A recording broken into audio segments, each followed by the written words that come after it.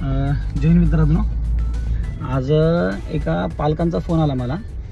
Male person म्हणजे मुलगा आहे, त्याच्या वडिलांनी फोन केला आणि मला बोलले की सर मुलांची आणि मुलींची लायब्ररी तुम्ही वेगळी ठेवली आहे. माझी वेगळी लायब्ररी, 2 लायब्ररी आहेत. एका लायब्ररीमध्ये 100 विद्यार्थ्यांची लायब्ररी, दुसऱ्यामध्ये 100 विद्यार्थ्यांची लायब्ररी.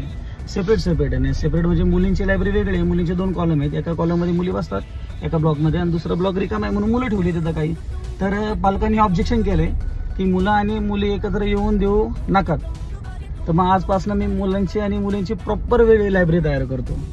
आता ही योग्य निर्णय आहे का अयोग्य निर्णय एकदा सुचवावं की मुलांची आणि मुलींची लायब्ररी वेगळी असावी का एकत्र असावी.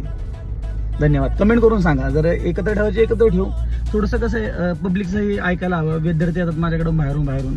विद्यार्थ्यांचंही म्हणणं असतं की मुलांची आणि मुलींची लायब्ररी एकत्र ठेवावी का वेगवेगळी ठेवावी, सुचवावं. धन्यवाद. जय हिंद.